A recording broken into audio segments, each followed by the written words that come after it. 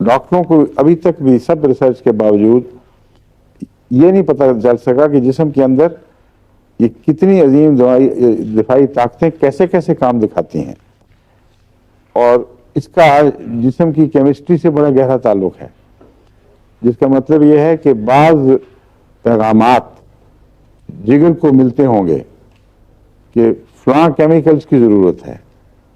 وہ پیدا کرنا شروع کر دو۔ اب بتائیں کہ بلائنڈ ایوولوشن سے یہ کیسے ہو سکتا ہے؟ سوائے اس کے کہ کوئی پیدائشی اندھا ہو اور پیدائشی اندھے کا بیٹا ہو، وہ یہ سوچ بھی نہیں سکتا کہ اتنے گہری باتیں پیدائش اتفاقاً لمبی ایوولوشن کے ذریعے خود بخود سسٹم بن کے جسم میں جا چکی ہوں اور ایسی پختہ موجود ہوں جن کا استعمال کبھی کبھی ہوتا ہے، روزمرہ کی بات نہیں ہے کہ جو یہ مر گئے جن میں یہ نہیں تھا، آہستہ آہستہ وہ رہ گئے جن میں یہ بیماری بات تھی۔ یہ جو بظاہر سائنٹیفک ایوولوشنری ایکسپلینیشن ہے،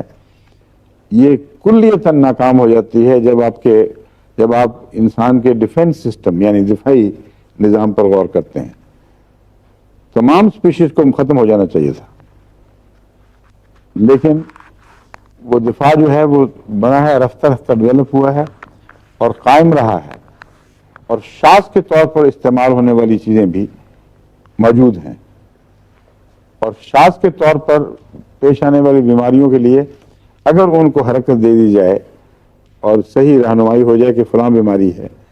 تو وہ حرکت کرتی ہیں، اور اگر صحت اچھی ہو تو کسی بیرونی حرکت کی ضرورت نہیں۔ انسانی جسم از خود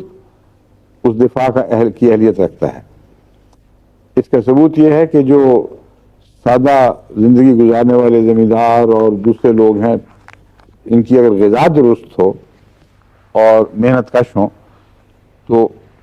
بہت بڑی بڑی بیماریوں سے ویسے ہی بچے رہتے ہیں۔ اس کا مطلب یہ ہے کہ ہر وقت جسم کے اندر ایک دفاعی نظام ان کی حفاظت کا سامان کر رہا تھا، ورنہ وہی سانس وہ بھی لیتے ہیں جو دوسرے لیتے ہیں۔ اسے علاقے میں رہنے والے دوسری قسم کے لوگ کئی قسم کی بیماریوں کے شکار ہو جاتے ہیں، ان کو کچھ بھی نہیں ہوتا۔ تو یہ جو انسانی دفاع ہے، دفاعی نظام، یہ خدا تعالیٰ کی وجود اور اس کی عظمتوں کی نشاندہی کے لیے بہت حیرت انگیز نظام ہے۔ ہومیوپیتھ کو بھی اس پر غور کرنا چاہیے،